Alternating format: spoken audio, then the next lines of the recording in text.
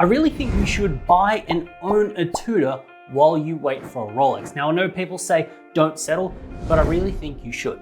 Firstly, why would you want to get a Tudor? Well, it looks pretty damn close to a Rolex. Have a look at the Daytona versus the Chrono. It almost looks exactly the same. When you look at the Tudor GMT versus the Rolex GMT, pretty much the same. The Tudor one just looks a little bit more vintage. If you're going to get a Submariner, the Black Bay 54. If you're going to get the Explorer, you could also get the Ranger. And then also a Datejust looks pretty much the same as the Black Bay / the Royal. Now, apart from the looks, why would you want to get a Tudor? First of all, you'll get a timepiece that has the same semblance of value retention as a Rolex. So when you do get a call from the AD, you'll be able to move out of the Tudor and move relatively fast and easy.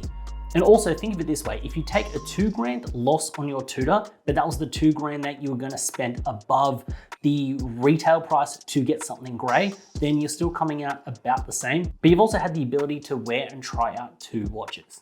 Now, another part that I think is really underestimated is that if this is your first luxury watch, you'll be getting a feel of what a luxury Swiss timepiece actually feels like. You'll know the fit, the finish, all of the intricate details that you do get with a timepiece, and you'll start to become accustomed to them, and you'll start to have an appreciation for a luxury Swiss timepiece.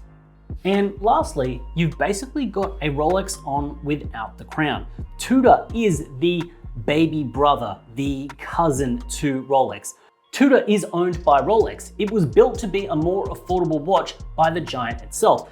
It was made for the everyman. It was almost like the stepping stone to get into a Rolex for people that couldn't afford it back in the day.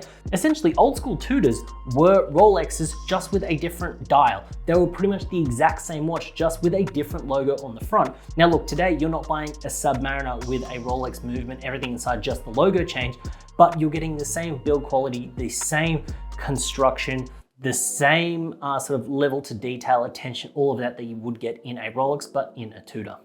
Now look, for me personally, I've owned a Tudor before, and I think the build quality of a Tudor is great. It had a presence on the wrist, and I was able to move out of it relatively unscathed. I didn't really spend money on a Tudor, I just reallocated capital. Now, the movement on the Tudors, the MT5601, in my mind, feels nicer than Rolex's 3235. And yes, I also know that the 3235 has the added complication, but I digress. When I was manually winding my Tudor, it felt a little bit more tactile. I felt a little bit more involved in the process. It felt a little bit more luxurious, and it felt a little bit tool watchy. It felt a little bit more robust. And I felt like I could feel every single spring, every single click, every single clog when I was moving it. And it had a tangible feel that I really liked in the Tudor with that movement. And with the 3235, it's not saying it's a bad movement, but overall, it just didn't have that sexy, silky feel that I really liked in the 5601. Now, I like the crown, I like what Rolex stands for, but Tudor feels fun, exciting, and a little bit fresh and new. Rolex almost tests out new concepts on Tudor. Take ones that work and roll them into the main line. Take the Pelagos, a left-hand drive, and then fast forward a few years, and then you've got the Sprite with its left-hand drive.